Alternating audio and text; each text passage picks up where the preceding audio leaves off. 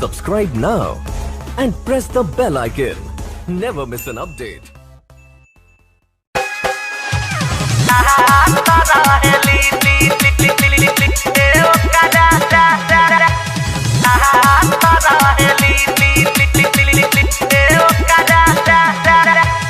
कंचन इब्राहिमपुर पहिले बेरी कवन भी छौरी खूब डेरात रहेली रे, खूब डेरात रहेली रे। ओकरा बात खीरा अपने से खात रहेली रे। ओकरा बात खीरा अपने से खात रहेली। पहिले बेरी कवन भी छौरी खूब डेरात रहेली, खूब डेरात रहेली। तो ओकरा बात खीरा अपने से खात रहेली रे। ओकरा बात खीरा अपने से खात रहेली।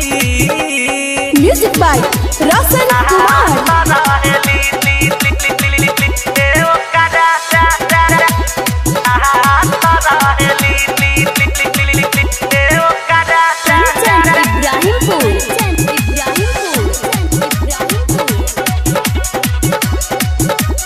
भाई सुनो नखरा खूबे देखाई, जल्दी लगे न आई।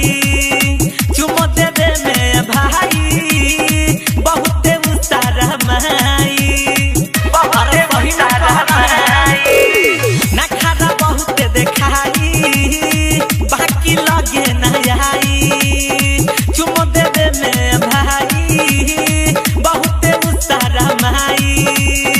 लेबे देबे बाला बतिया, लेबे देबे बाला बतिया, संगे बतिया है मेला जाता रहेली रे। उला जाता रहेली कि ओकरा बात खीरा अपने से खात रहेली रे। ओकरा बात खीरा अपने से खात रहेली।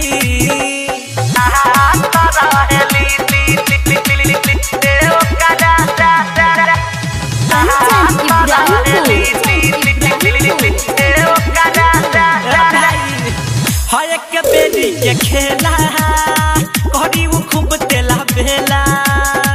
ओकरा बहादुर यारवा अपने से कही लेला, अपने से कही लेला। एक बेरी के खेला करी उ खूब तेला बेला। ओकरा बहादुर यारवा अपने से कही लेला। चिखला के बाद अपने मिले खातिर खुदे अगुतात रहेली रे, अगुतात रहेली। तो ओकरा बात के अपने से खात रहेली रे। ओकरा बात खीरा अपने से खात रहेली।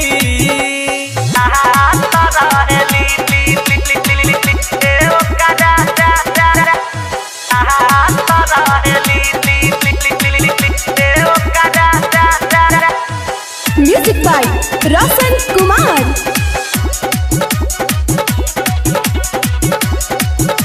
ध्यान से सुना डीजे कंचन कुछ दिन होई अरचान।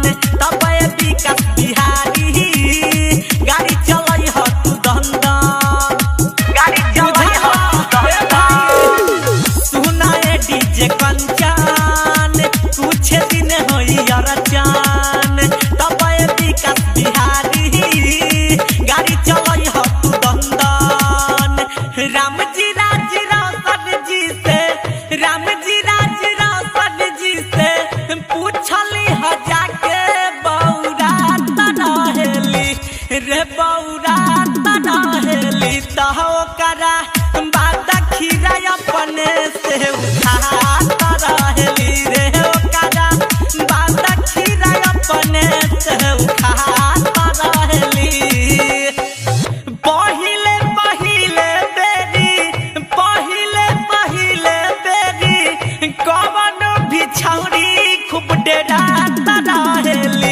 देखू बड़े रात रहेली रे ओकरा बाद खीरा अपने से उठाता रहेली रे ओकरा बाद खीरा अपने से उठाता रहेली। बाघ आर्ट रिकॉर्डिंग स्टूडियो राजापुर सोनी बाजार सीतामढ़ी बिहार।